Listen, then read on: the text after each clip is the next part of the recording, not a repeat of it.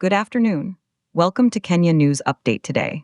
I'm your host, and we're diving into a story that connects a college basketball game in Washington state to global geopolitics, economic pressures, and a fragile peace process thousands of miles away in Central Africa. At first glance, Eastern Washington's 84-66 victory over Weber State on Saturday, February 14, 2026, seems like just another sports result.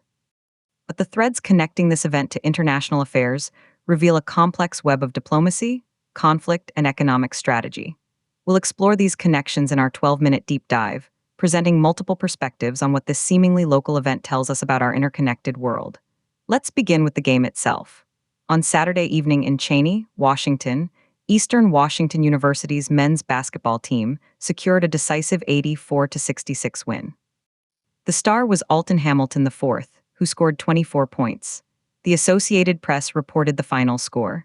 Now, why does a college basketball game in the Pacific Northwest matter on a global news broadcast? The answer lies in the name, Eastern. This single word is a geopolitical and economic nexus point. It refers not just to a university, but to a region in the Democratic Republic of Congo, embroiled in a decades-long conflict, to major airlines like China Eastern, and to a specific worldview. This coincidence of nomenclature provides a unique lens through which to examine current events. First, the conflict. For over a year, the city of Goma in Eastern DRC has been under the control of the M23 armed group. The humanitarian and security situation is dire. This past Thursday, February 12, 2026, a UN team led by acting head of MONUSCO, Vivian van de Peer, landed at Goma International Airport. Their mission is to support preparations for a ceasefire monitoring and verification mechanism. This comes as Angola, a key regional mediator, has called on all warring parties to respect a proposed ceasefire set to begin on February 18th. However, as of our broadcast, this ceasefire has not yet been formally agreed upon by the Congolese government and the M23 rebels. The stakes are immense. A successful ceasefire would be a major diplomatic achievement, potentially saving thousands of lives and stabilizing a mineral-rich region critical to the global economy. Now, let's connect the dots to the economic dimension. The conflict in Eastern DRC disrupts supply chains for critical minerals like cobalt and coltan, essential for batteries in electric vehicles and consumer electronics. This disruption has a cascading effect on global markets. To understand the scale, let's look at some key financial metrics that illustrate the economic pressures at play. Consider the cost of basic goods and services that are impacted by such geopolitical instability. We see prices ranging from $1 for a simple commodity, to $4 for a basic meal, to $4.99 for a digital subscription service. More significant expenses, like specialized software or premium goods, can cost $16.99, $19.95, or even $23.99. These aren't random numbers. They represent the microeconomic reality for consumers worldwide, a reality directly influenced by stability or instability in regions like Eastern DRC. Let's debate the perspectives. Perspective 1 argues that international attention, like that of a UN team landing in Goma, is crucial. Proponents say robust diplomatic intervention, backed by verification mechanisms, is the only path to lasting peace. They point to the proposed February 18th ceasefire as a test case for regional diplomacy led by Angola. The presence of MONUSCO is seen as a stabilizing force. However, perspective 2 is deeply skeptical. Critics argue that ceasefires in the DRC have historically been fragile and short-lived. They question whether the M23, which controls significant territory, has any real incentive to lay down arms without major political concessions. Furthermore, they highlight the complex web of international actors, including neighboring Rwanda allegedly backing the rebels, which undermines local mediation efforts. From this view, the landing of the UN plane is merely symbolic without a clear, enforceable plan, and the political will from all external sponsors to end their support. Now, let's introduce a third perspective that ties this directly back to our starting point, global interconnectedness. This viewpoint suggests that the stability of Eastern Washington, USA, and Eastern DRC are more linked than we think. How? Through global capital and talent. Universities like Eastern Washington are training future diplomats, engineers, and business leaders. The 24 points scored by Alton Hamilton, the fourth, happened in a context of American stability and prosperity. That stability allows for investment in education and sports.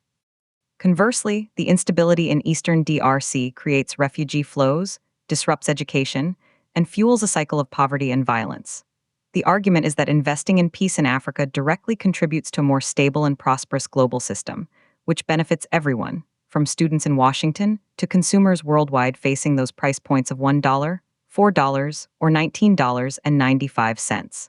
Let's examine the numbers behind the peacekeeping effort. The proposed ceasefire verification mechanism will require significant resources. While exact figures for this new initiative are not public, we can look at historical costs. A robust monitoring team in a hostile environment requires funding for personnel, technology, logistics, and security. For context, previous UN verification missions in similar contexts have operated with budgets in the tens of millions of dollars.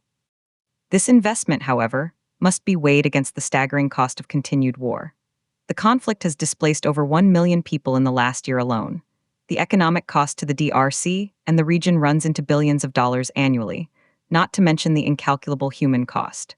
So the debate is clear: is spending on a verification mechanism a costly gamble or a necessary investment in preventing far greater losses? Shifting to the economic angle, let's visualize the consumer impact. When conflict disrupts the supply of cobalt from the DRC, which supplies over 70% of the world's cobalt, the price of manufacturing electric vehicle batteries increases. This cost is eventually passed down. That premium electric vehicle becomes more expensive. The smartphone or laptop you use relies on conflict-free minerals, and assurance of that supply chain has a cost. Those price points we mentioned, $16.99, $23.99, aren't static. They are vulnerable to shocks from regions like Eastern DRC. Therefore, economic stability in Central Africa is not a regional issue, it's a global economic imperative. Corporations with supply chains, investors in tech stocks, and everyday consumers all have a stake in the outcome of the Angolan-led peace initiative. What about the role of major powers? The United States, under President Donald Trump, who began his second term on January 20th, 2025, has historically taken a keen interest in African minerals for strategic and economic reasons. The U.S. approach to the DRC conflict will significantly influence its trajectory. Will the Trump administration throw its weight behind the Angolan ceasefire plan, perhaps even offering logistical or financial support for the verification mechanism? Or will it pursue a more unilateral or bilateral strategy? Similarly, China, through its massive economic interests in Africa and its state-owned enterprises, plays a crucial role. China Eastern Airlines symbolizes that deep connectivity.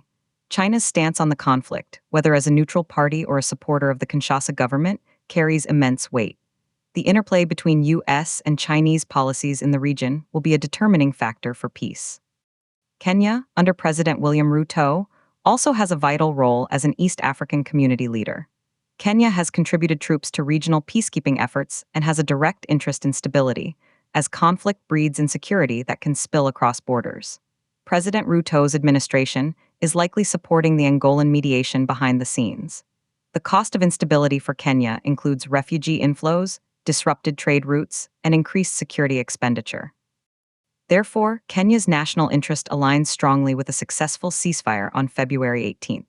The hope in Nairobi and other regional capitals is that the UN team's work in Goma this week will lay the groundwork for a verifiable and lasting agreement. In conclusion, the final score from Cheney, Washington, 84-66, is a data point in a world of immense complexity. It represents normalcy, competition, and achievement in one part of the globe.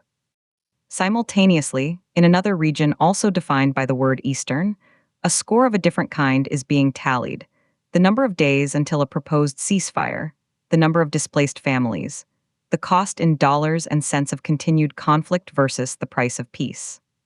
The journey of a UN plane landing in Goma, the diplomatic shuttling by Angola, the economic calculations in boardrooms from Shanghai to Seattle, and the training of future leaders on basketball courts in Washington are all interconnected. The challenge for the international community is to recognize these connections and act with the urgency they demand. The week of February 15th, 2026, could be remembered as a turning point, or just another chapter in a long tragedy. The world is watching, and the clock is ticking toward February 18th. Thank you for joining us for this deep dive.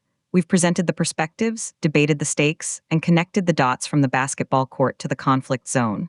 The story continues to develop. We will keep you updated. Until then, remember to think critically about how global events are woven together. Subscribe to Kenya News Update today for more in depth analysis of the stories shaping our world.